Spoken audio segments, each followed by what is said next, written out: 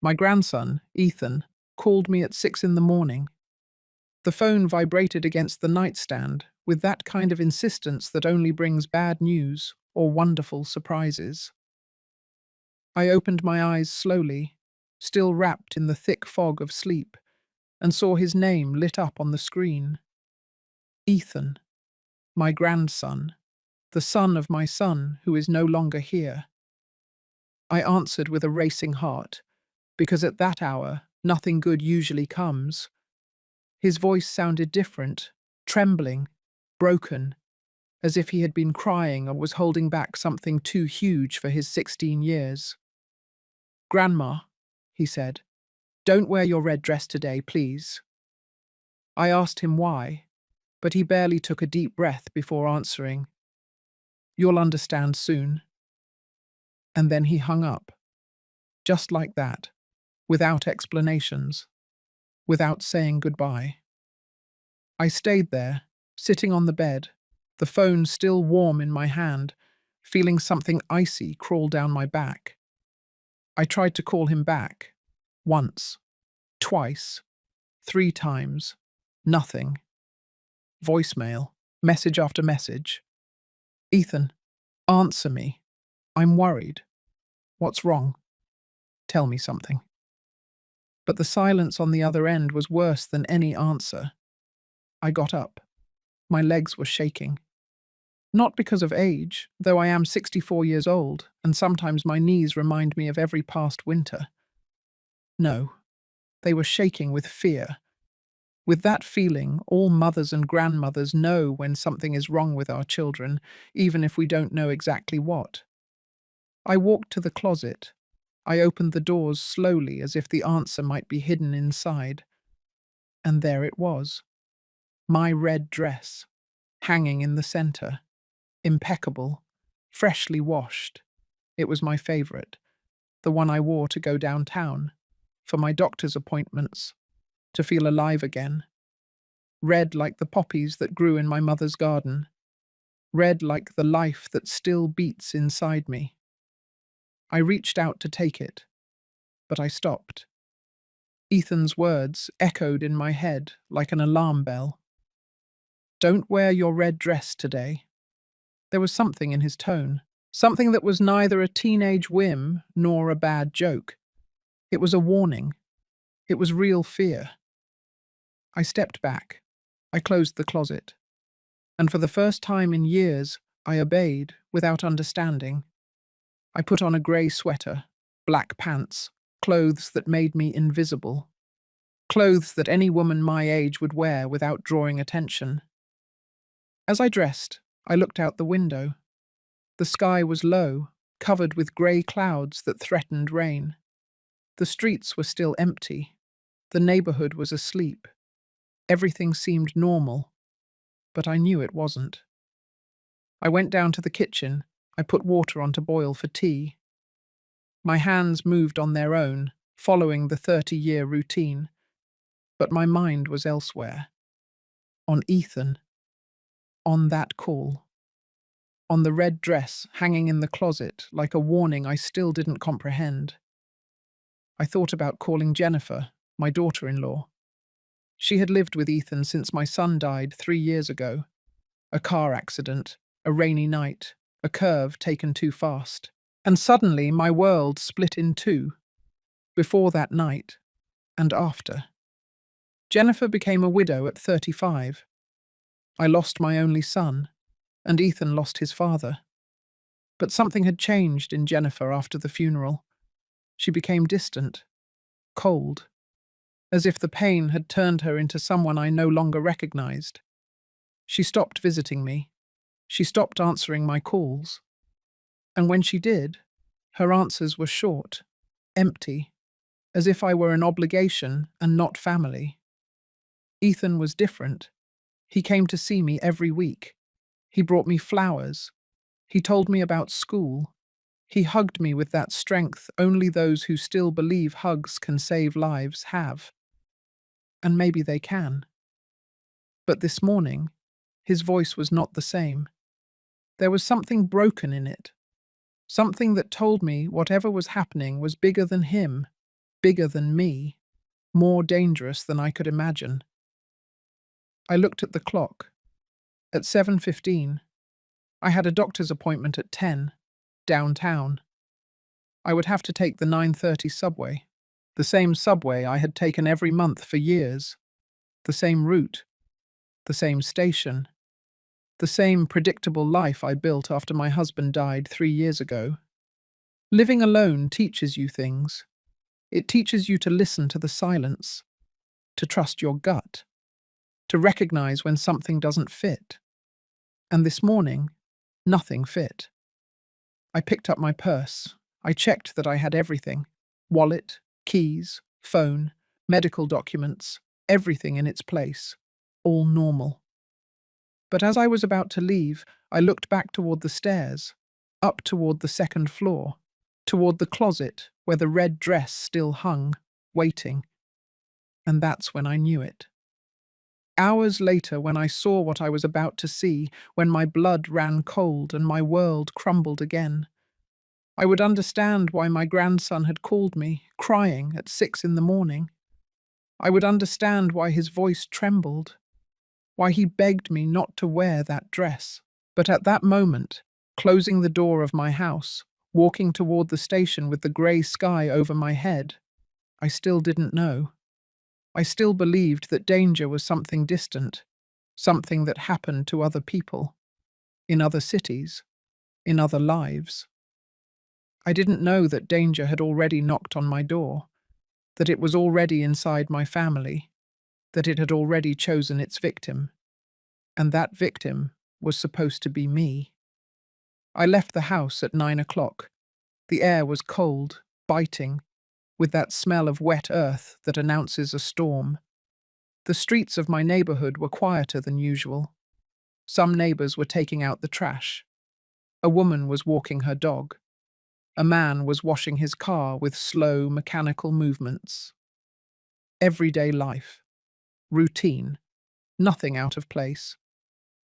I walked the 4 blocks to the station. My steps echoed against the pavement. I had been doing this same route for years. I knew every crack in the sidewalk, every tree, every house. This neighborhood had been my home for more than 30 years. Here, I raised my son. Here I grew old with my husband. Here I stayed alone when they both left. Loneliness has a specific weight. It's not something you can see or touch, but it's there. In the house that's too big, in the table with only one chair, in the conversations you have with yourself because there is no one else to listen. At first, after my husband died, I thought I would go crazy. The silence was so dense I could feel it pressing against my ears. But over time, I learned to live with it, to make it my companion, my only constant company. Ethan was my light in the middle of that darkness. Every time he came to visit me, he brought laughter, stories, life. He told me about his classes, his friends, his dreams of studying architecture someday. "I want to design houses where people are happy, Grandma," he would tell me. "Houses with big windows, so a lot of light comes in. Because light scares away sadness." I always answered that he already did that every time he walked through my door, he brought light with him. But this morning, that light had gone out. His voice on the phone had been pure darkness, pure fear. And I was walking toward the station without understanding what shadow had crept into his life, into our life. I arrived at the station at 9:20. The building was old, one of those built in the 1950s, with high ceiling and dirty windows that let in a murky light. It smelled of old coffee, wet newspaper, and compressed humanity. People waited on the platforms with that empty expression we all put on when we are trapped in routine, looking at their phones, looking into the infinite, looking at nothing. I took my usual spot, third column from the main entrance. From there I could see the station clock and check when my subway would arrive. I have always been punctual, methodical. My husband used to say I could set all the clocks in the world just by looking at my calendar. I took out my phone. I tried to call Ethan again. Nothing. I tried Jennifer. Voicemail. I wrote a text. I am worried. Ethan called me this morning and sounded wrong. Is everything okay? Send. The two blue check marks appeared immediately. Message read. But there was no reply. That seemed strange to me. Jennifer always answered fast. Too fast. As if she were glued to her phone all day. Waiting. Checking. Watching. I put my cell phone away and looked around. The station had filled up more. Executives with briefcases, students with huge backpacks, women with baby strollers, elderly people like me with that tired gait of those who have walked too much in life, all waiting for the same train, all going somewhere, all believing that the day would be normal. It was then that I saw her, on the other side of the platform, a woman about 40 years old, brown hair pulled back in a ponytail, thick-framed glasses, and a red dress. Exactly like mine. The same shade, the same cut, the same style. Like a distorted mirror image of myself, 30 years younger. My heart skipped a beat. She was walking nervously. She checked her phone constantly. She bit her lower lip. Her eyes darted from side to side as if looking for someone, or as if she wanted to make sure no one was following her. There was something in her posture, in the way she held her purse against her chest, in how she stayed close to the edge of the platform. Something was wrong. And then I remembered Ethan's call. Don't wear your red dress today.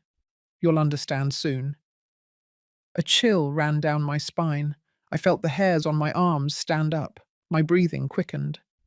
Something inside me, that primitive instinct all women have, started screaming at me to run away, to get out of there, not to look. But I couldn't stop looking. The woman in the red dress took a few more steps closer to the edge. The train was announced. I could hear the metallic roar approaching through the tunnel. The characteristic wind that always arrives before the machines.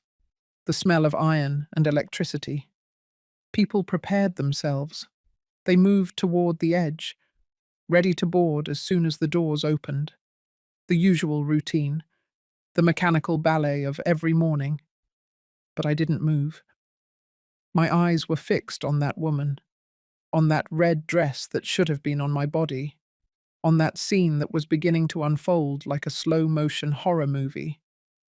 The train appeared, the bright lights, the deafening sound. And just as it was yards away, just as it started to break, I saw something that chilled my blood. A hand emerging from the crowd, pushing the woman in the red dress. She screamed, a scream that was lost in the noise of the train. Her arms flailed in the air, searching for something to grab. Her eyes were wide, full of terror, and she fell. She fell toward the tracks. She fell toward the approaching train. She fell like a broken doll. The sound that followed cannot be described. It was metal against flesh. It was screeching brakes. It was people screaming. It was the world breaking into pieces. It was the end of something, the beginning of something else. I was paralyzed. I couldn't move. I couldn't breathe. I couldn't process what I had just seen. People were running, some toward the exit, others toward the accident site. Someone was yelling to call an ambulance. Another was crying. A woman was throwing up in a corner. But I could only look at that red dress, now stained, now torn, now turned into a shroud. And it was in that instant, with my legs shaking and tears burning my eyes, that I understood Ethan's words. When I understood the warning. When I understood that the dead woman on the tracks, that stranger in my exact dress, was supposed to be me. Someone had planned to kill me this morning. Someone knew I wore that dress. Someone knew I would be at this station, at this hour, on this platform, and someone had targeted the wrong victim. I looked around, desperate, trying to find the person who had pushed. But the crowd was chaotic. Everyone was moving, everyone was screaming, everyone was running. It was impossible to distinguish the killer in the panic. I moved away from the platform. My legs barely held me up. I reached a bench and let myself fall onto it. I took out my phone with trembling hands. I called Ethan again. This time he answered on the first ring. "Grandma," he whispered. His voice sounded terrified. "You're okay. Please tell me you're okay." "I'm okay," I managed to say.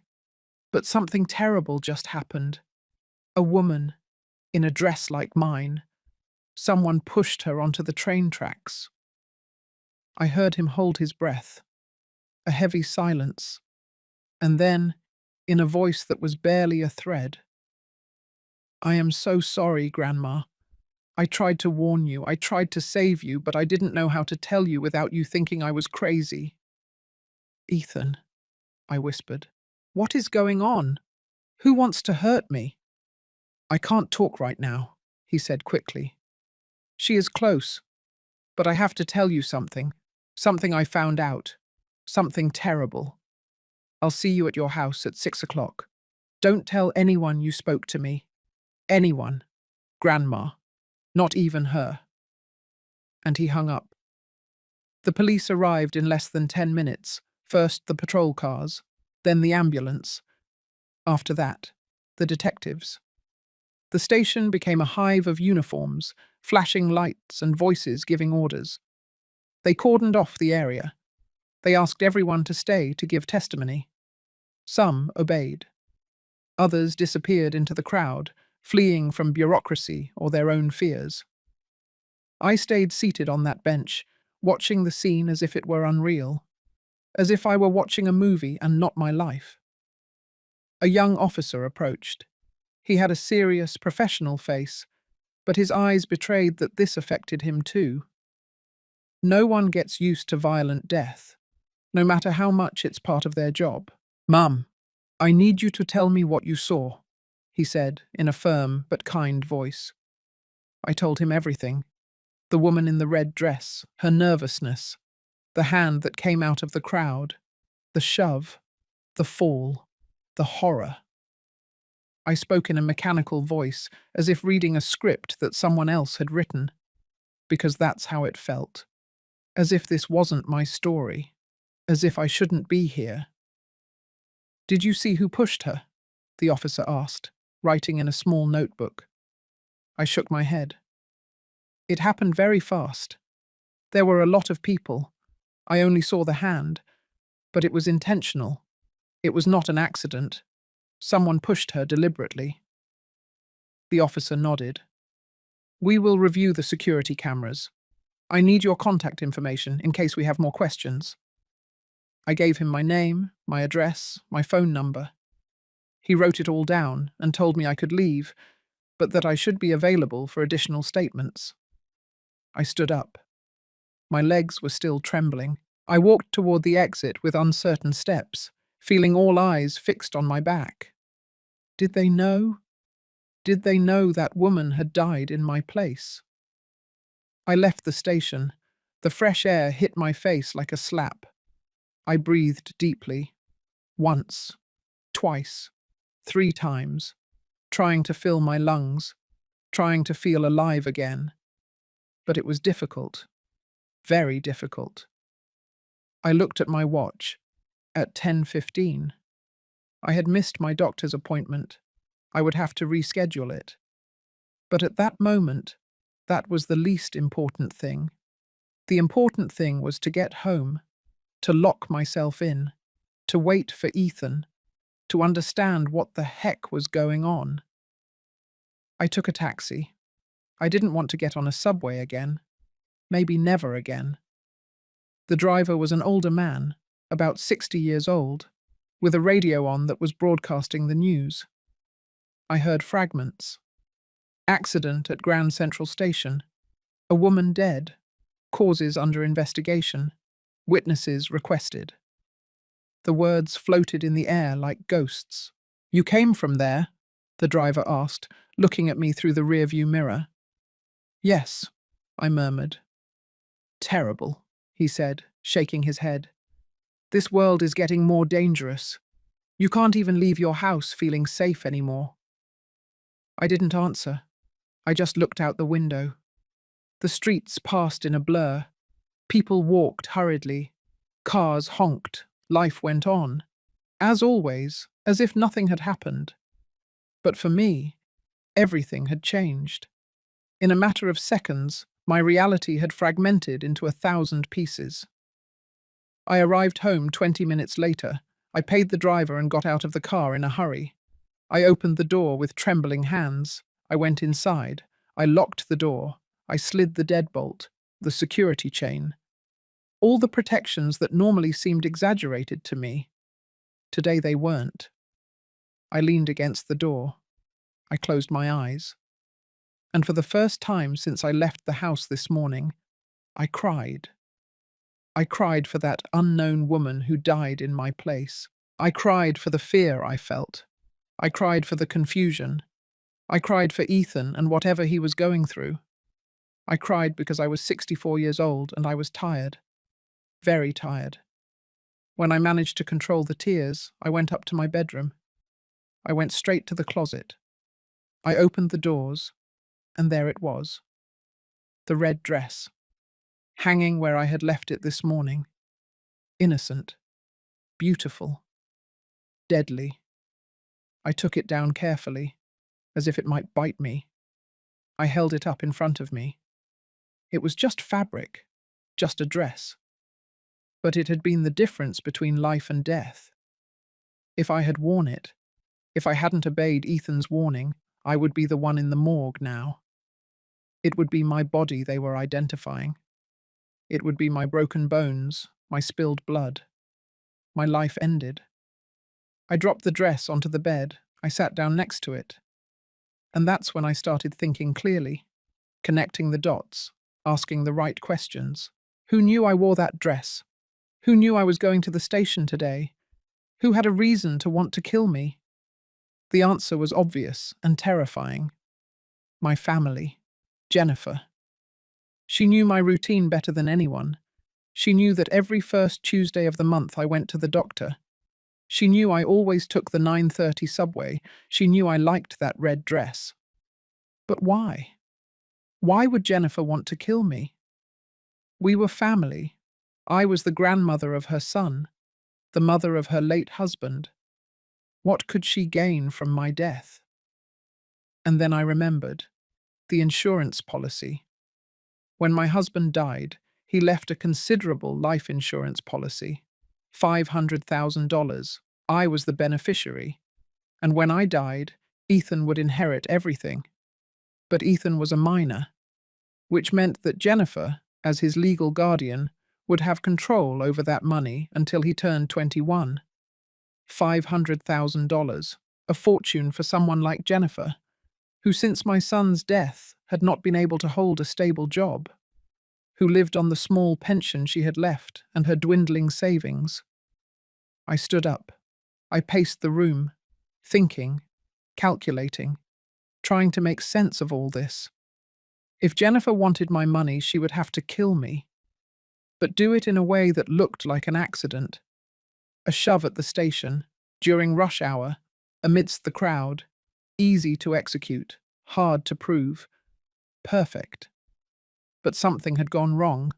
That woman, the one in the red dress. Who was she? Why was she dressed the same as me? Was it coincidence, or was there something more? I went down to the kitchen. I needed tea. I needed something hot to soothe the cold I felt in my bones. I put water on to boil. I took out a mug, and as I waited, I saw a manila envelope on the table. It hadn't been there when I left this morning. I was sure. I picked it up carefully. It had no return address, just my name, written in a handwriting I didn't recognize. I opened it with trembling hands. Inside were photographs. Many photographs. Jennifer with a man I didn't know, both entering a hotel, both kissing in a car, both at a restaurant, holding hands. The photos had dates, all from the last 6 months. Jennifer had a lover. I kept checking. There was more. Documents, bank statements, debts. Jennifer owed more than $100,000, credit cards, loans, failed investments. She was ruined, completely ruined. And on the last page, a handwritten note. Elsa, we need to talk. What Jennifer is planning is worse than you imagine. They are using you. Today at the station was not an accident. That woman was me. I was going to warn you. But they got there first. If you are reading this, it means you survived. Be careful. Don't trust anyone. Diana. Diana. The woman in the red dress was named Diana, and she had died trying to save me, trying to warn me. But who was she? How did she know about Jennifer? Why did she risk her life for me? The sound of the kettle startled me. I turned off the burner. I poured the tea with hands that no longer trembled. Now I felt something else. It was no longer just fear. It was rage. It was indignation. It was that silent fury all women know when they discover someone underestimated them, who thought they were weak, who thought they could eliminate us without consequences. Jennifer had tried to kill me, for money, for her lover, for her greed. And in the process, she had killed an innocent woman, Diana, whoever she was. I sat down at the table. I drank my tea slowly, and I started to plan. Because if I've learned one thing in 64 years of life, it's that women are stronger than we look, that we can be soft on the outside and steel on the inside, that when we are cornered, we don't give up. We fight. And I was going to fight. I looked at the clock. At 11:30, Ethan would come at 6 o'clock. That gave me time. Time to investigate, time to understand, time to prepare. I picked up my phone. I searched the internet. Diana. I needed to know who she was. I checked the news, and there it was. Diana Mendoza, forensic accountant, specialized in financial fraud. She worked independently, helping victims of scams recover their money. Everything started to fit. Jennifer had hired Diana, maybe to handle some financial matter. But Diana had discovered something that led her to investigate more, something that made her realize Jennifer's plan. And instead of staying quiet, she decided to warn me. She decided to save me. And she died for it. I closed my eyes. I took a deep breath.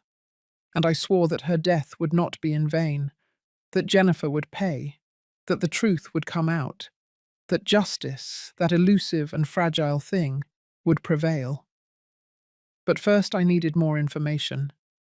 First I needed to talk to Ethan. First I needed to understand the whole plan. Because if Jennifer had gone this far, if she had killed once, nothing would stop her from trying again. And next time, there would be no mistaken dress to save me. The hours passed with agonizing slowness. I stayed home, locked in, looking at the clock every 5 minutes, as if that could speed up time. I reviewed every detail of the documents Diana had left. I studied every photograph, every bank statement, every piece of evidence of Jennifer's double life. The man in the photos was named Christian. I found out by searching on social media. Christian Maldonado, 45 years old, real estate agent, perfect smile, expensive suits, a life of appearances. On his public profile, he boasted of properties sold, exotic trips, dinners exquis at exclusive restaurants. But when I dug deeper, I found something interesting. 3 years ago, he had legal problems, a lawsuit for real estate fraud. He had gotten off on legal technicalities, but the victims had lost their savings. Jennifer and Christian were the perfect couple. Two scammers, two unscrupulous people, two murderers. Because now I was sure. It hadn't been just Jennifer. Christian was also involved. He had to be. The plan was too elaborate for one person. Someone had to follow me, study my routine, wait for the exact moment. And that someone was probably him. I made more tea. I ate something. Although I wasn't hungry. My stomach had been clenched since this morning. But I knew I needed to keep up my strength. What was coming would not be easy. And I couldn't allow myself to be weak. At 3 o'clock in the afternoon, the doorbell rang. My heart leapt. I approached the door carefully. I looked through the peephole. It was Theodore, my neighbour, a 70-year-old man, a widower like me, who lived 3 houses down. We had become friends over the years. We shared Sunday dinners.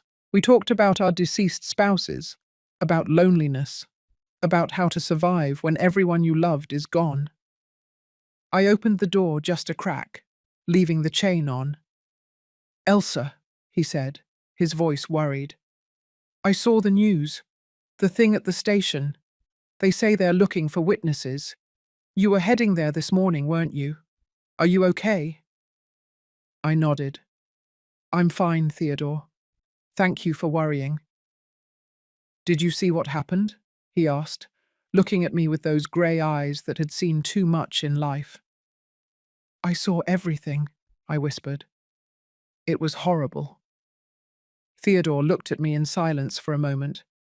Then he said something that surprised me.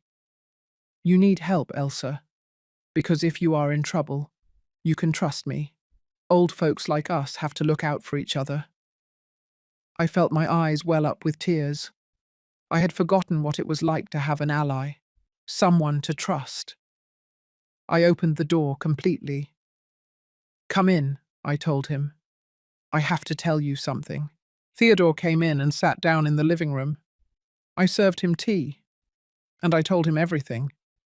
Ethan's call, the warning about the red dress, the woman at the station, the push, the death, Diana's documents, Jennifer's debts, the lover, the plan to kill me. Theodore listened in silence without interrupting. His face hardened with every word. When I finished, he put the cup down on the table with a dry thud. "That wicked woman," he said with a rage I had never heard from him. "How dare she, after everything you did for her? You took her in when your son died. You helped her financially. And this is how she repays you." "I need proof," I said. "Real proof that I can take to the police. Diana's documents are a start, but they are not enough. I need Jennifer to incriminate herself, to confess." "And how do you plan to achieve that?" Theodore asked. "I don't know yet," I admitted, "but Ethan is coming at 6 o'clock. He knows something he discovered. That's why he called me this morning. That's why he warned me." Theodore nodded. "Then we will wait together.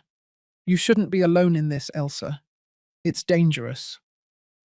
I thanked him with my eyes, and we stayed there, in silence, drinking tea, waiting for 6 o'clock to arrive. At 5:30, my phone rang. It was Jennifer. My heart sped up. I took a deep breath before answering. "Elsa," she said in a sweet, false voice. "I heard about what happened at the station this morning. How awful. Were you there?" "Yes," I replied, trying to keep my voice neutral. "It was terrible." "Thank goodness you're okay," she said. "I was so worried when Ethan told me you were going to the doctor today. How was the appointment?" "I had to cancel it," I lied. "After what I saw, I couldn't continue. I came straight home." "Of course," Jennifer said. "What a traumatic experience. Do you want me to come over? I can bring you something to eat. You shouldn't be alone after something like that." "It's not necessary," I replied quickly. "I'm fine. I just need to rest. There was a pause, an uncomfortable silence. And then Jennifer asked something that chilled my blood. Did you talk to the police? Did you tell them what you saw? Yes, I said. They took my statement, but I couldn't see much. There were a lot of people. It all happened very fast. I understand, Jennifer said. Well, take good care of yourself. Anything you need, call me. We're family, Elsa. We'll always be here for you. Thanks, I murmured, and I hung up. Theodore looked at me with concern. She's checking, he said. She wants to know what you saw, what you told the police, if you're a threat. I know, I replied. That's why we have to act fast, before she does.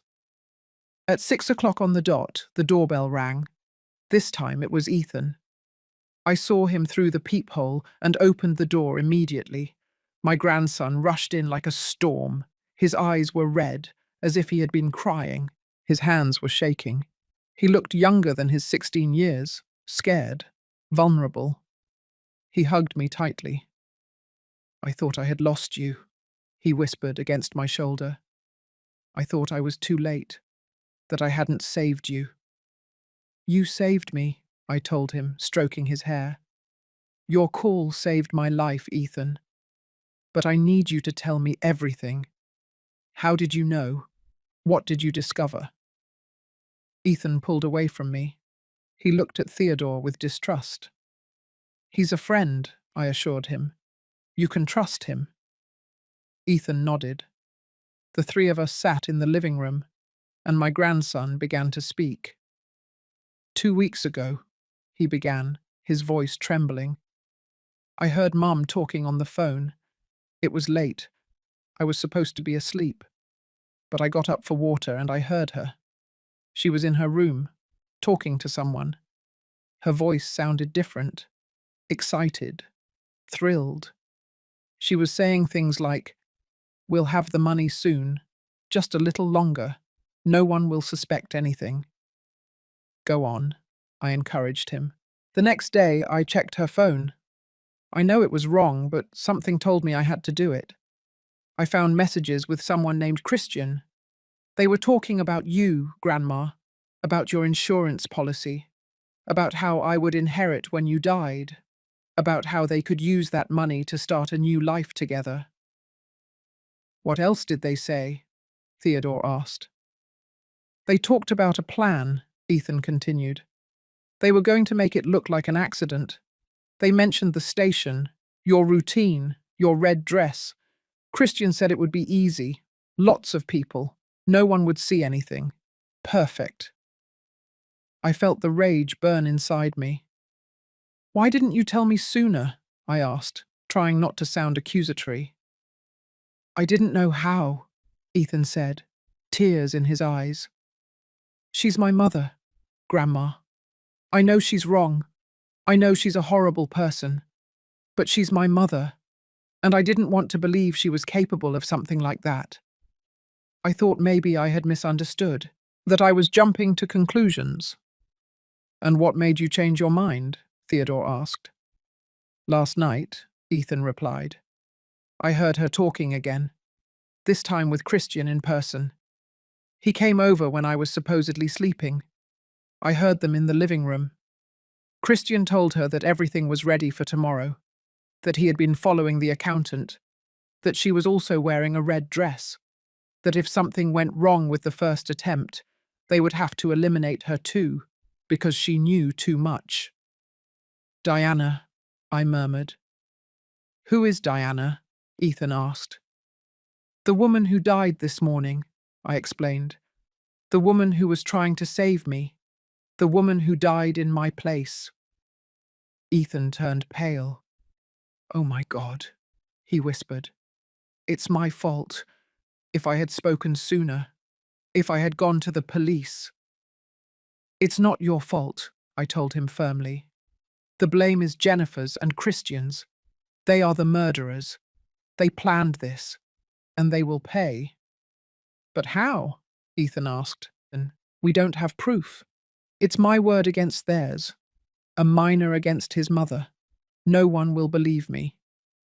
"You're right," Theodore said. "We need more than words. We need concrete evidence." "Diana's documents are a start," I said. "But we need something more. We need a confession, on audio or video, something irrefutable." "And how are we going to get that?" Ethan asked. I looked at both of them, and at that moment I knew exactly what to do. I was going to set a trap for them. I was going to use their own greed against them. I was going to make them believe they had won, and when they let down their guard, I would catch them. "I have a plan," I said, "but I need both of you to trust me, and to do exactly as I tell you." The plan was risky, dangerous even, but it was the only way to get the evidence we needed. The only way to make Jennifer and Christian incriminate themselves. I explained every detail to Ethan and Theodore. At first, my grandson resisted. "It's too dangerous, Grandma," he said, his voice trembling. "If something goes wrong, they could hurt you. They could really kill you this time." "That's why it won't go wrong," I replied with a calmness I didn't entirely feel. "Because this time we will be prepared. This time we will have witnesses. And this time they won't know we're waiting for them." Theodore supported my plan. "It's the only way. Elsa is right. If we go to the police now, without solid proof, Jennifer will say it's all a lie, that we're confused, that we're paranoid old people, and she'll be free to try again." Ethan finally accepted, although I could see the fear in his eyes. The fear of losing his only grandmother, the fear of confronting his mother, the fear that everything would go terribly wrong. "Okay," he whispered. "What do you need me to do?" I gave him precise instructions. He had to go back home and act normal. He couldn't let Jennifer suspect anything. He had to behave as always, quiet, obedient, the teenager she thought he was. And tomorrow morning, when Jennifer left for work, he had to check her phone again, take screenshots of everything, the messages with Christian, the conversations about the plan, the digital proof we needed. "But that won't be enough," Ethan said. "She'll say they were edited, that they're fake." "You're right," I admitted. "That's why we need something more. We need her to confess, in person, with witnesses." "And how will we achieve that?" he asked. I told them the second part of the plan, the most dangerous part. I was going to call Jennifer.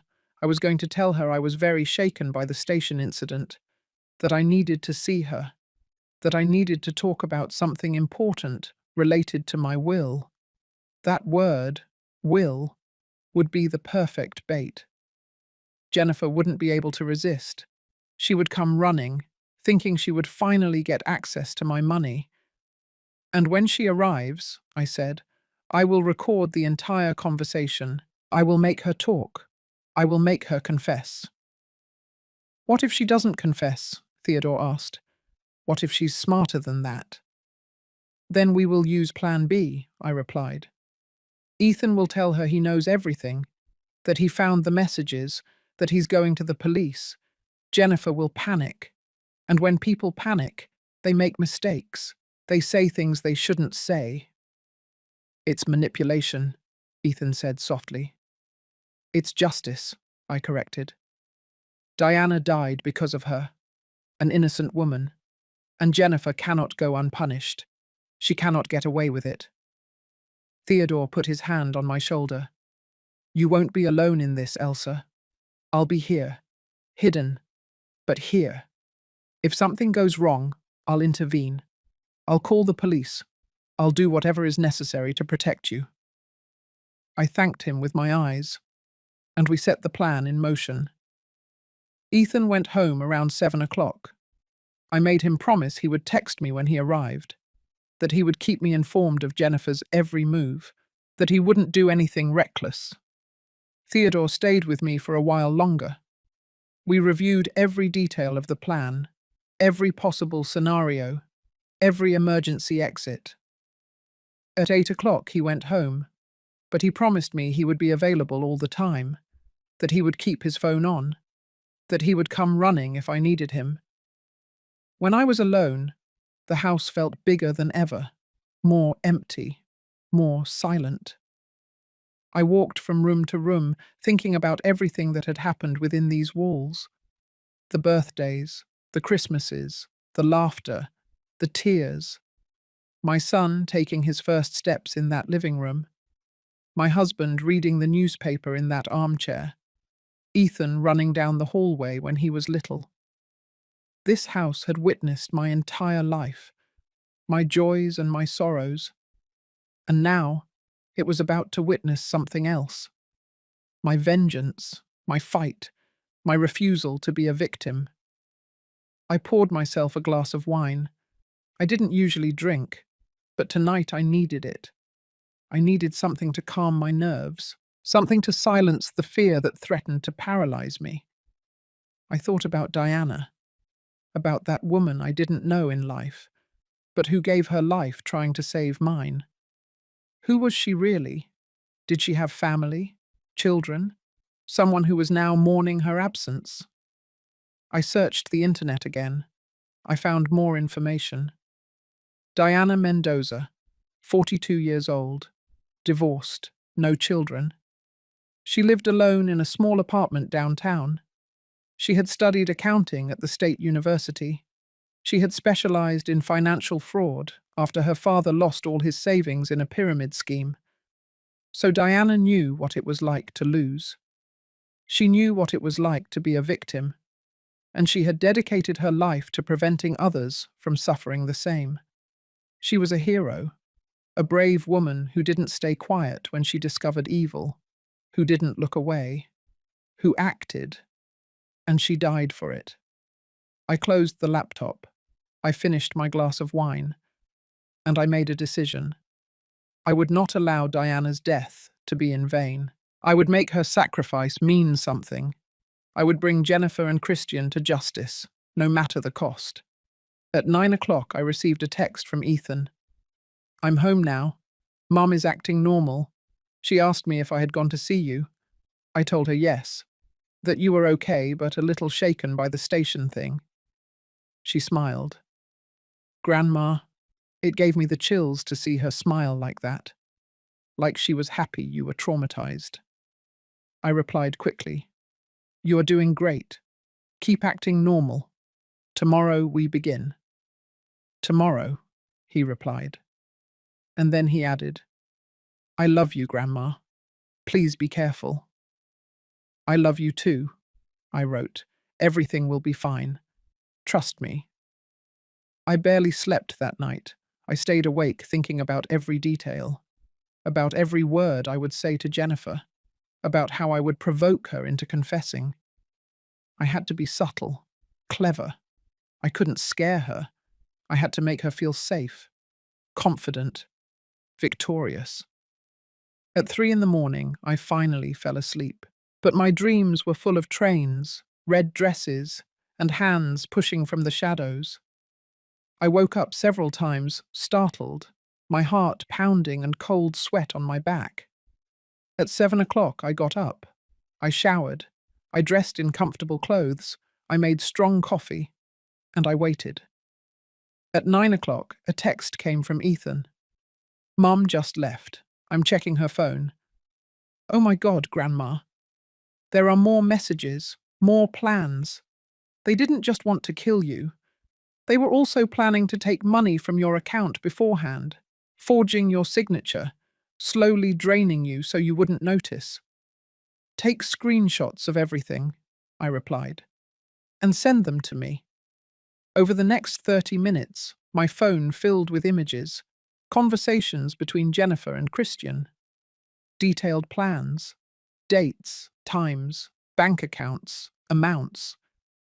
It was worse than I had imagined. It wasn't just my insurance policy they wanted. It was everything. Every cent I had saved throughout my life. $500,000 from the insurance, plus $150,000 in my savings account, plus the value of the house, which, according to Jennifer's conversations with Christian, was worth around $300,000, almost $1 million in total. 1 million reasons to kill me. I felt sick. Not because of the money was just paper, numbers on a screen. What hurt was the betrayal, the coldness, the calculation. Jennifer had planned every detail of my death with the same nonchalance with which someone plans a vacation. I took a deep breath. I saved the screenshots, and I called Jennifer. She answered on the third ring. "Elsa," she said with that sweet, false voice that now disgusted me. "How did you wake up?" "Bad," I lied. "I couldn't sleep. I keep seeing that scene over and over.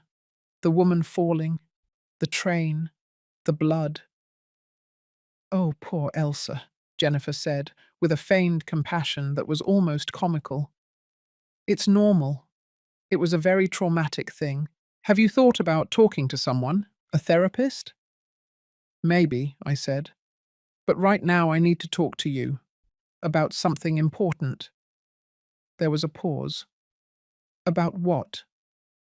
"About my will," I said, dropping the words like a fishhook. "I've been thinking.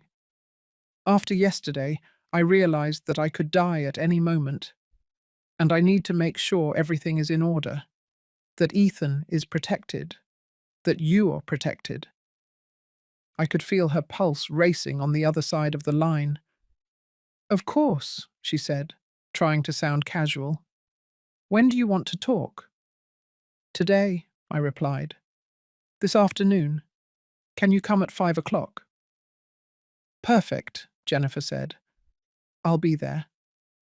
And Elsa, thank you for thinking of us. You're a great woman, a great grandmother." "I'll see you at 5 o'clock," I said, and hung up. I stayed looking at the phone. My hands were shaking, not with fear, with rage. That woman had murdered Diana. She had planned to murder me. And now she was coming to my house, thinking she would finally get what she wanted. But I had other plans. Plans that included justice, truth, and vengeance. I called Theodore. I told him about the appointment with Jennifer. He promised me he would be at my house at 4:30, that he would hide in the second-floor guest room, that he would record everything from there as a backup, and that if anything went wrong, he would intervene immediately. Then I called Ethan. I told him not to come, that it was too dangerous, that I would confront Jennifer alone. He protested, but finally accepted. "Just promise me you'll call the police if she admits anything," he said. "Promise me you won't risk yourself more than necessary." "I promise," I lied, because I knew I was going to take a risk, that I was going to push Jennifer to the limit, that I was going to do whatever was necessary to make her confess. The hours passed slowly. I prepared tea. I checked my voice recorder. I made sure it was charged and working. I hid it in the pocket of my sweater. Then I put my phone in recording mode too, hidden among the couch cushions. At 4:30, Theodore arrived. He went up to the guest room without making a sound. I stayed downstairs, waiting. My heart was beating so loudly I could hear it in my ears. At 5 o'clock sharp, the doorbell rang. Jennifer had arrived, and the trap was ready. I opened the door with surprisingly firm hands. Jennifer was there, smiling. She was wearing a stylish dress, perfect makeup, her hair pulled back in an impeccable bun. She looked radiant, happy, as if she didn't carry the weight of a murder on her shoulders. "Elsa," she said, hugging me with a warmth that made me shudder. She gave me 2 kisses on the cheek. Her perfume was sweet, cloying, like poison wrapped in flowers. "Come in," I said, stepping aside. She came in, looking around, as she always did.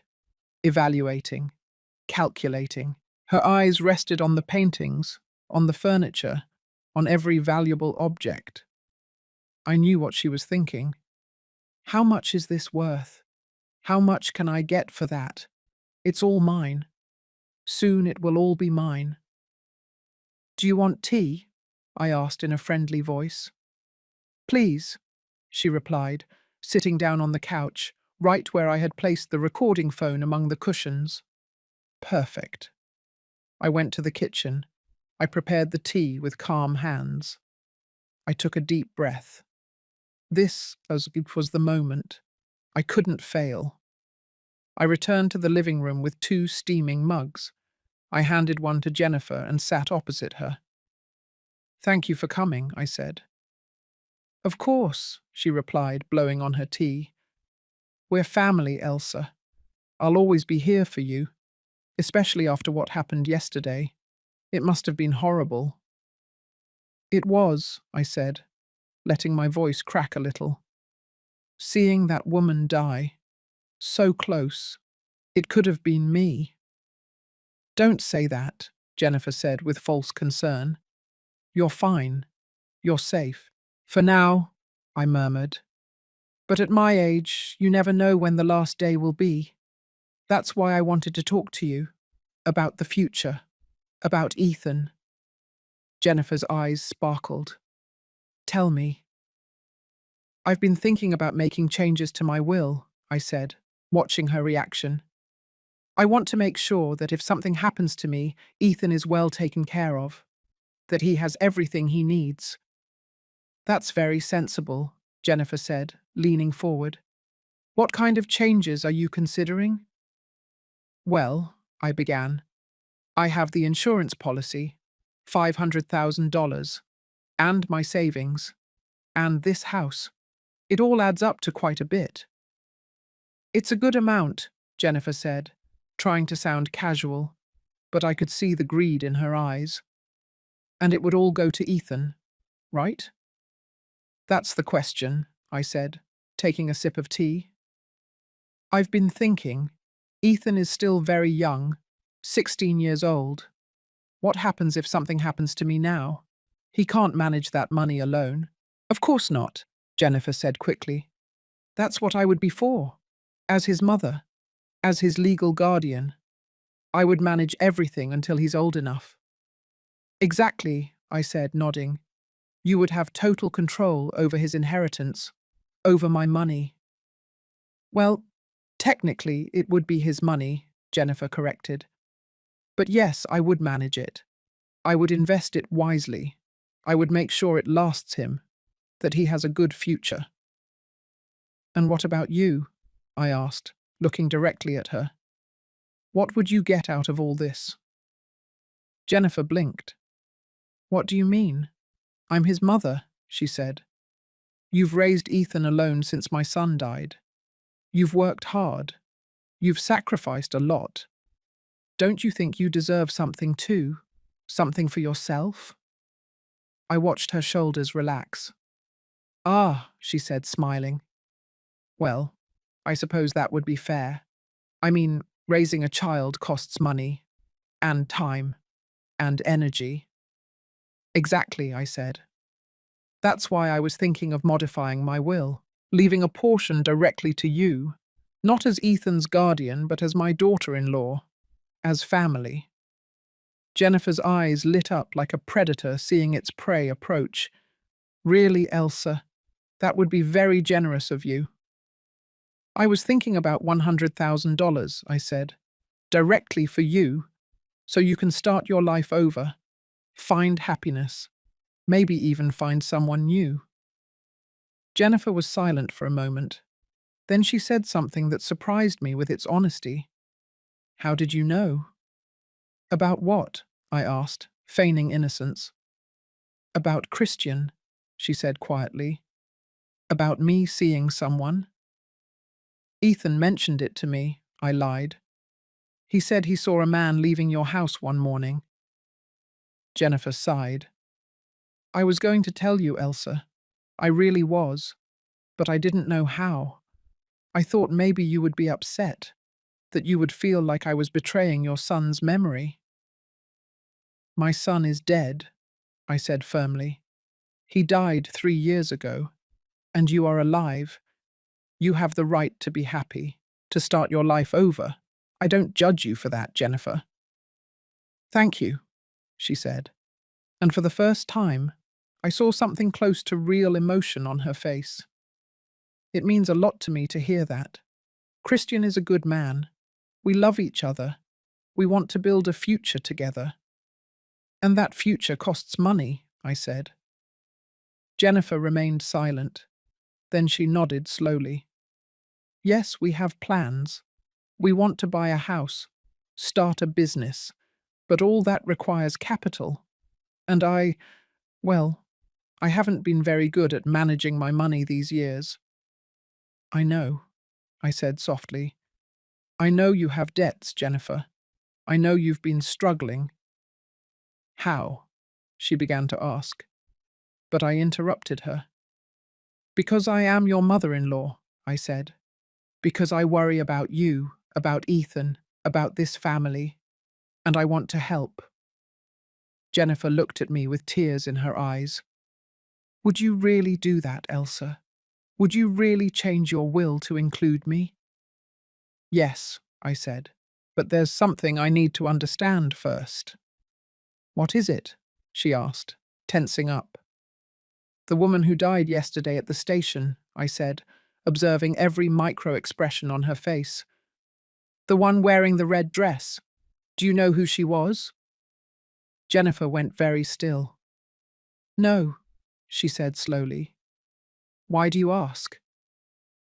Because I've been thinking, I said. It's a very strange coincidence. I was going to wear my red dress that day, the one I like so much, but Ethan called me early and asked me not to wear it. And then a woman in a dress exactly like mine dies at the station where I was supposed to be. Doesn't that strike you as strange? These things happen, Jennifer said, but her voice had lost its warmth. Tragic coincidences. Coincidences. Coincidences, I repeated. Jennifer, that woman's name was Diana Mendoza. She was a forensic accountant, specialized in financial fraud. I watched her turn pale. And what does that have to do with me? I think you know, I said, leaning forward. I think Diana was investigating you. I think she discovered something she shouldn't have discovered. And I think someone wanted to silence her. You're talking crazy, Elsa, Jennifer said, standing up. Yesterday's trauma has you confused. You should rest. Sit down, Jennifer, I said in a firm voice. We're not finished. I'm not going to listen to any more of this, she said, heading for the door. I have the messages, I let slip. The messages between you and Christian, planning my death, planning to steal my money, everything.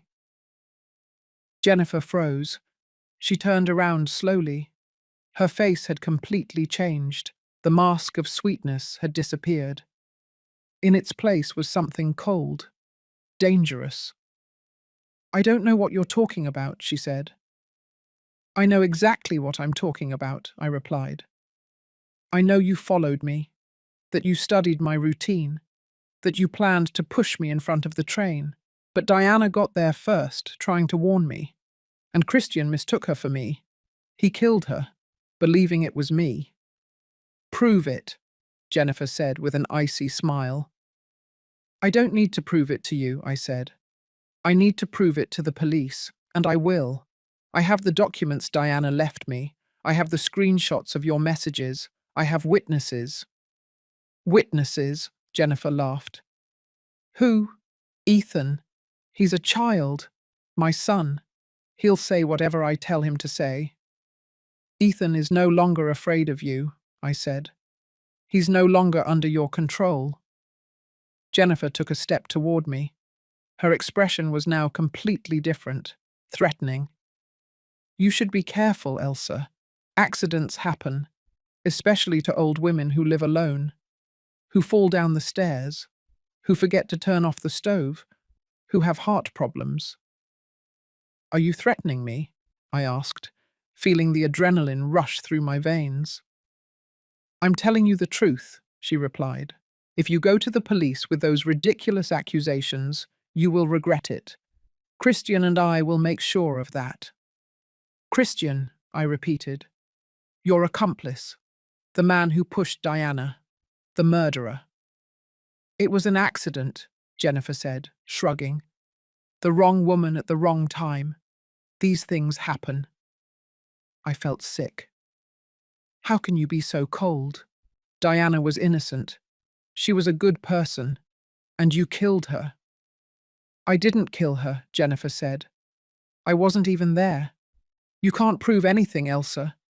And if you try to destroy me, I'll take Ethan. I'll take him away from you. You'll never see him again. That was your mistake, I said, standing up, threatening me with the only thing I have left, with my grandson. My mistake, Jennifer laughed. And what was your mistake, Elsa? My mistake, I said, was believing you were part of this family, that you cared about us, that you had a heart. A heart doesn't pay the bills, Jennifer said. Money does. Your money. And I'll have it. One way or another. Not if I can help it, I replied. Jennifer moved closer. We were face to face now, so close I could see the hatred in her eyes. You're a foolish old woman, she whispered, and foolish old women don't live long. It was at that moment that Theodore came down the stairs. Jennifer turned around, startled. Her face showed shock, terror, and finally, comprehension. This was all a trap, she said, looking at me. You recorded me. Every word, I confirmed. Jennifer backed away like a cornered animal. Her eyes darted frantically between Theodore and me, searching for an exit, a way to escape the trap she had fallen into. Her face had lost all colour. Her hands were shaking. This isn't legal, she said in a sharp voice. You can't record me without my consent.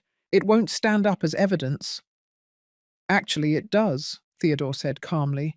In this state, only one party's consent is needed in a private conversation. And Elsa consented. This is her own home.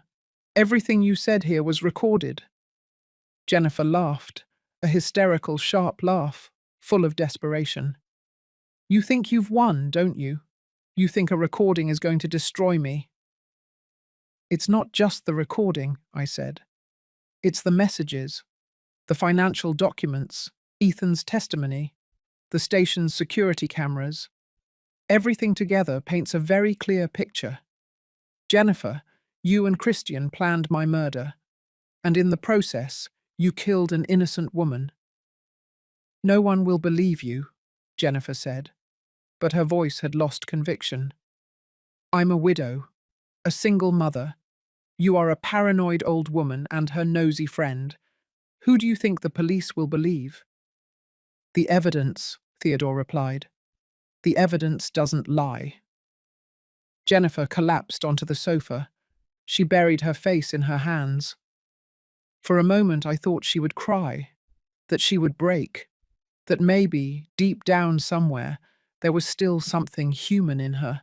But when she lifted her head, there was only rage. This is your fault, she spat at me. If you had died when you were supposed to, none of this would have happened. Diana would still be alive. Ethan wouldn't have to choose between his mother and his grandmother. Everything would be easier. Easier, I repeated, incredulous. Easier if I were dead? Yes, Jennifer said, standing up. Because you are the obstacle. You and your money and your house and your insurance policy. Everything that should be mine. Everything I deserve after all I've suffered. You deserve nothing, I said in an icy voice. Not after what you did. Not after planning to murder me. Not after killing Diana. Diana was a problem, she said, and she was snooping where she shouldn't be, investigating things that were none of her business. Christian followed her for days. We knew she was coming to warn you. So we decided to kill both of you in one blow, two birds with one stone. I felt my stomach churn. How can you talk like that? How can you be so monstrous? Monstrous, Jennifer laughed. I'm the monstrous one. Look around. Elsa, you live in this huge house, alone, sitting on a fortune while the rest of us struggle to survive, while I work 2 jobs to support your grandson, while Christian and I kill ourselves trying to get ahead, and you here, hoarding everything. That money was earned by my husband, I said firmly. He worked for 40 years. He sacrificed. He saved. He planned our future. I'm not going to apologize for that. But he's dead, Jennifer said. And your son's dead. And you are old. What do you need so much money for? What good is it if you don't use it? I am using it, I replied. To live, to take care of myself, and to ensure Ethan has a future away from you. You can't take him away from me, Jennifer shouted. I'm his mother. The law is on my side. The law is on the side of justice, Theodore said. And when we present these recordings to the police, when they show the messages and the evidence, you will lose custody of Ethan. You will go to prison for murder, for conspiracy, for attempted murder. Jennifer was silent for a long moment. Then her expression changed. It softened. Tears began to stream down her cheeks. I'm sorry, she whispered. I am so sorry. I don't know what happened to me. The stress, the debts. Christian, he convinced me. He told me it would be easy, that no one would suspect. I didn't want to do it. I really didn't. I don't believe you, I said. Not one word. It's true, Jennifer sobbed. I was desperate. Christian pressured me. He said if we didn't get the money soon, he would leave me. And I couldn't lose him. I couldn't be alone again. So you decided to kill me, I said without emotion. That was your solution. I didn't plan it, Jennifer said. It was Christian. He had the idea. He investigated your routine. He followed Diana. I just didn't stop him. That makes you just as guilty, Theodore said. Accessory to murder. Please, Jennifer begged, kneeling in front of me. Please, Elsa. Think about Ethan. If they put me in prison, what will become of him? He'll be alone, without a mother, without family. He has me, I said. And that's more than you've given him in years. You can't take him away from me, Jennifer cried. He's my son, my baby. I love him. If you loved him, I said, leaning toward her, you wouldn't have planned to murder his grandmother. You wouldn't have put him in this position. You wouldn't have forced him to choose between right and wrong. Jennifer wiped away her tears. Her expression changed again, from pleading to calculating. What do you want? Money. I can get money. Christian has contacts. We can pay you. Whatever it takes. I don't want your money, I said. I want justice. For Diana. For me. For Ethan. Justice, Jennifer spat. Justice doesn't exist. Only power exists. And whoever has the money has the power. Then you haven't learned anything, I said sadly. After all this, you still believe that money is the only thing that matters. And what else matters? Jennifer asked, standing up. Love? Family? Those are just pretty words people say. In the end, we all do whatever it takes to survive. You weren't surviving, I said. You were being greedy. There's a difference. Jennifer looked at me with pure hatred. You're going to regret this, she said. Christian won't stand idly by. When he knows I failed, he'll come for you. And next time there won't be any warnings. There won't be any wrong dresses. Just death. That's another threat, Theodore said, pulling out his phone. I think we have enough. I'm calling the police. No, Jennifer said in a panic. Wait, we can make a deal. Please. There is no possible deal, I said. Diana is dead. Nothing can change that. And you are going to pay for what you did. Theodore dialed the number. Jennifer lunged at him, trying to grab the phone. He backed away quickly. I stepped between them. Don't you dare, I told Jennifer in a voice of steel. She pushed me.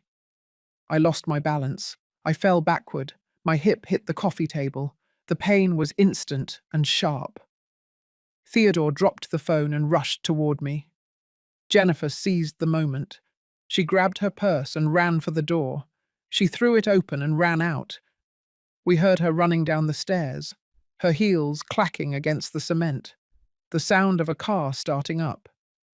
She's gone, Theodore said, helping me sit up. Are you okay? I'm fine, I said, although the pain in my hip suggested otherwise. Call the police. Tell them what happened. Tell them that Jennifer and Christian Maldonado are suspects in Diana Mendoza's murder. Tell them we have proof. Theodore picked up his phone and dialed. As he spoke to the operator, I thought about Jennifer running away, about Christian waiting for her somewhere, about the two of them planning their next move. But this time we were prepared. This time we had evidence. This time we were not defenseless victims. We were warriors, fighters, and we would not give up until justice prevailed. The police arrived in 15 minutes, 2 officers first, then a detective. We handed over the recordings, the screenshots, Diana's documents. We told them everything. From Ethan's call to Jennifer's confession, from the murder at the station to the threats this afternoon. The detective, a man about 50 years old, with tired but intelligent eyes, listened carefully to everything. He took notes, he asked questions, and finally he said the words I needed to hear. We have enough to arrest her, both her and Christian Maldonado. We will issue arrest warrants immediately. We will put surveillance on her house, her job, all the places she frequents. They won't get far. And Ethan, I asked, my grandson. He's at Jennifer's house right now. We will send a patrol car, the detective said. We will get him out of there and bring him to you. Can you take care of him while we resolve this? Of course, I replied. He's my grandson. I will do whatever is necessary to protect him. The detective nodded. You are a brave woman, ma'am. Not many people your age can face a killer like that. When they underestimate you your whole life, I said, you learn to be stronger than you look. The detective smiled. I believe it. We will stay in touch. If Jennifer or Christian try to contact you, don't answer. Call us immediately. I will, I promised. The police left. Theodore stayed with me. We made more tea. We sat in silence, processing everything that had happened. Outside, the sun was beginning to set. The sky was stained with oranges and pinks. It was beautiful. Life continued, despite the horror, despite the death, despite everything. My phone rang. It was Ethan. Grandma, he said, she tried to hurt you. Is it true? It's true, I replied. But I'm fine. Come home, Ethan. Come with me. You'll be safe here. I'm coming, he said. I love you, Grandma. I love you too, my child. I love you too. Ethan arrived half an hour later, escorted by a police officer. I saw him get out of the patrol car with a backpack on his shoulder and eyes red from crying. He ran toward me and hugged me with a strength that almost made me lose my balance. I felt him trembling against my chest, his breath coming in ragged gasps, his whole world having fallen apart in a matter of hours. I'm sorry, he whispered over and over. I'm so sorry, Grandma. I should have told you sooner. I should have done something sooner. You did exactly what you should have done, I told him, stroking his hair. You saved my life, Ethan. You were brave when I needed you most. The officer said goodbye after confirming that Ethan was safe with me. She gave us an emergency number in case Jennifer or Christian tried to contact us. Then she left, leaving us in the heavy silence of the house. Theodore made dinner. Nothing elaborate, just soup and bread, but it was exactly what we needed. Something warm, something comforting. We ate at the kitchen table, the three of us in silence. Ethan barely touched his food. He looked at his plate as if it contained answers he couldn't find. "Where do you think she is?" he finally asked. "My mum. Where could she have gone?" "I don't know," I replied honestly. "But the police will find her. She can't hide forever." "And Christian?" he asked. "Are they looking for him too?" "Yes," Theodore said. "There are arrest warrants for both of them. For murder, for conspiracy, for attempted murder." Ethan put down his spoon. He closed his eyes. "My mum is a murderer," he said quietly. "I can't believe it. I can't process that the woman who gave me life took the life of another person." "Sometimes the people we think we know," I said, taking his hand, "turn out to be completely different from what we thought. This is not your fault, Ethan. None of this is your fault." "But I'm her son," he said, tears streaming down his cheeks. "What does that say about me? What if I carry her blood? Do I carry her evil too?" "It doesn't work that way," Theodore said firmly. "You are not your mother. You are your own person, and you have shown yourself to have a noble heart. You did the right thing when it was difficult, when it hurt. That's what defines you. Not blood. Choices." Ethan nodded, but I could see that he still carried a guilt that was not his to bear. That night I set him up in the guest room. I gave him clean sheets, towels, everything he might need. I told him this was his home now, that it always had been, that he would never be alone again. Theodore stayed late. We checked the news. They had already published information about the case. "Mother and son. Wanted for premeditated murder," one headline read. "Tragedy at the station. Accountant's death revealed as planned murder," another said. The media didn't have all the details yet, but the story was beginning to come to light. My phone rang around 11 o'clock that night. It was the detective. "Mrs. Elsa," he said. "We have news. We found Christian Maldonado."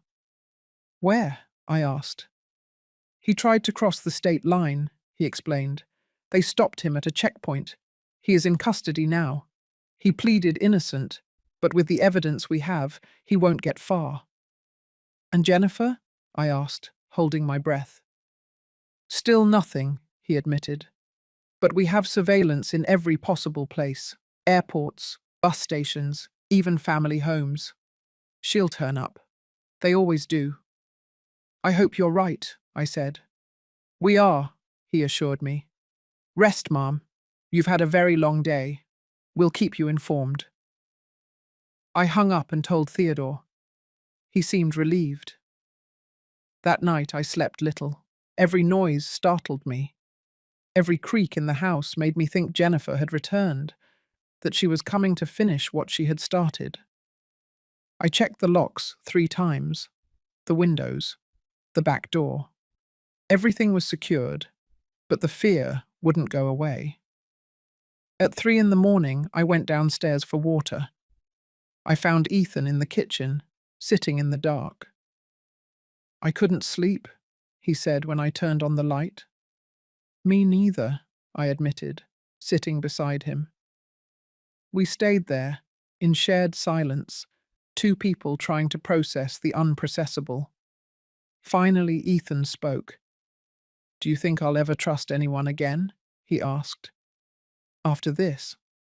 After finding out that my own mother wanted to kill the person I love most in the world?" "Yes," I replied. It will take time. It will hurt. But you will trust again, because despite all the bad that happened, there was also goodness. Diana tried to save you. Theodore helped us. You fought for me. The world is not just darkness, Ethan. There is light, too. I want to believe it, he said. Then believe it, I told him, because it's true. The following days were a whirlwind. Statements at the precinct, interviews with prosecutors, meetings with lawyers. Ethan had to testify too. It was hard for him, but he did it bravely. He told everything he had heard, everything he had seen, everything he knew. Christian broke during the interrogations. He confessed everything. The plan, the following, the moment at the station when he pushed Diana, believing it was me. He tried to blame Jennifer. He said she had been the mastermind behind everything, that he was just a pawn. But the messages showed another reality. They showed two equally guilty people, equally monstrous. Jennifer was still missing. 1 week, 2 weeks, 3. The police expanded the search. They circulated her photo on national media. Someone had to have seen her. Someone had to know where she was. Ethan started therapy, a psychologist specializing in family trauma. At first he resisted.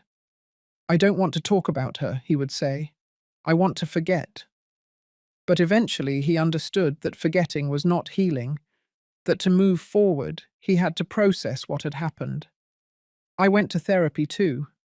It turned out that surviving an attempted murder leaves invisible scars, nightmares, anxiety, fear of leaving the house, fear of trusting, fear of living. But I worked on it, day by day, step by step. 1 month after the incident, a call came. The detective. We found her, he said. Patricia is in custody. Where was she? I asked. In a small town 300 miles from here, he explained. She was living under a false identity, working in a restaurant. She thought she could disappear, start over, but someone recognized her from the news and called. What happens now? I asked. The trial, he replied. Both she and Christian will face charges: first-degree murder, conspiracy, attempted murder. With the evidence we have, they will spend decades in prison. Decades, I repeated. It wasn't life. It wasn't perfect justice. But it was something. I told Ethan. He didn't say anything for a long moment. Then he asked, Can I see her? Before the trial? Are you sure? I asked. I need to, he said. I need to ask her why. I need to hear it from her. And so we did. We requested a visit. It was approved. And on a cold winter morning, Ethan and I went to the jail where they were holding Jennifer. We saw her through a glass partition. She was wearing the orange uniform. No makeup, no jewelry. Without the mask she had always worn. She looked small, defeated, almost human. Ethan picked up the phone. She did the same. They looked at each other, mother and son, separated by glass and unforgivable crimes. Why? Ethan asked. His voice broke. That's all I want to know. Why? Jennifer closed her eyes. Tears ran down her cheeks. Because I lost my way, she finally said. Because the pain of losing your father turned me into someone I don't recognize. Because the fear of being left with nothing made me make terrible decisions. And because in the end, I chose money over everything else. Over you. Over morality. Over myself. Did you ever love me? Ethan asked. I love you, Jennifer said. I have always loved you. But it wasn't enough. And that is the most painful truth of all. The conversation lasted 20 minutes. In the end, Ethan hung up the phone. He stood up. He looked at his mother one last time, and he walked away. He didn't say goodbye. There was no forgiveness, just an ending. The trial began 6 months later. It was long, exhausting, painful. I had to testify. Ethan, too. We relived every moment of those terrible days, every lie, every threat, every second of fear. Christian tried to negotiate. He offered to testify against Jennifer in exchange for a reduced sentence. The prosecutors accepted. He took the stand and told everything, sure. How he had met Jennifer at a support group for widows. How the relationship had started innocently, but had become toxic. How she had mentioned my money over and over, until the idea of stealing it became an obsession. How together they had planned every detail of my death, and how he had pushed Diana Mendoza, believing it was me. Jennifer defended herself. She rejected her public defender. She said no one could tell her story better than herself. It was a mistake. She talked too much. She contradicted herself. She showed the same coldness she had shown me that afternoon in my living room. The jury saw her. They recognized her. And they convicted her. 40 years in prison for Jennifer. 25 for Christian. It wasn't life without parole, but it meant they would spend most of their lives behind bars. It meant justice. Not perfect, but real. When the verdict was read, Jennifer looked at me. There was no hatred in her eyes, nor regret, just emptiness, as if something inside her had been extinguished forever. Ethan didn't look at her. He kept his eyes forward, his jaw clenched, his tears held back. We left the courthouse holding hands. Reporters were waiting for us. They wanted statements. They wanted emotions. They wanted the show. But I only said one thing. This is for Diana Mendoza, a brave woman who died trying to do the right thing. May her memory be a blessing. The months that followed were for healing. Ethan officially moved in with me. We turned the guest room into his bedroom. We painted the walls the color he chose. We bought new furniture, books, a computer for his studies. We filled that space with life, with hope, with future. He finished the school year with good grades. He made new friends. He started smiling again. It wasn't the same smile as before.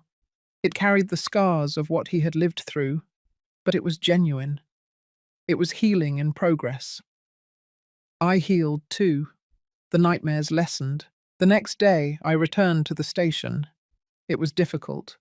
My hands trembled. My heart raced. But I did it. I took the subway.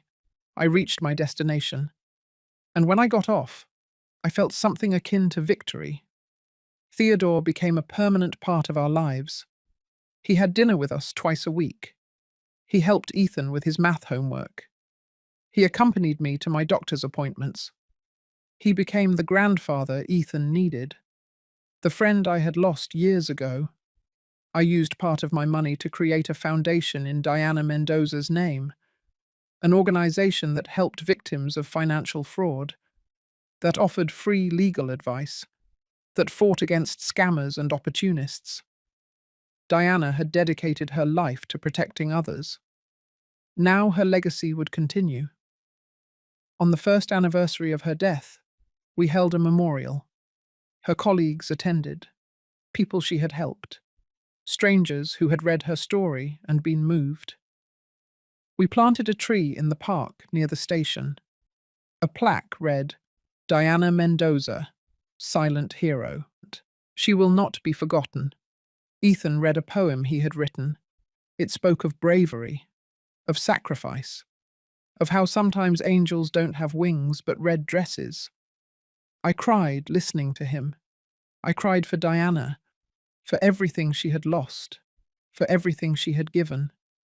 One afternoon, months later, Ethan and I were in the garden. He was working on a school project. I was watering the flowers I had planted that year. Red roses, in memory, in tribute. Grandma, he said suddenly, will you ever forgive her? My mom. I stopped. I put down the watering can. I sat down next to him. The question was fair, important. It deserved an honest answer. I don't know, I finally said. Part of me wants to be able to, wants to believe that forgiveness is possible, that it's the right thing. But another part, the part that remembers the terror of that morning, the part that thinks of Diana dead on the tracks, that part can't. Not yet. Maybe never. Is it wrong that I can't either? Ethan asked. No, I replied. It's not wrong. Forgiveness is not mandatory. It's not something you owe the person who hurt you. It's something you give when you're ready. If you are someday, and if you never are, that's okay too. Thank you for being honest, he said.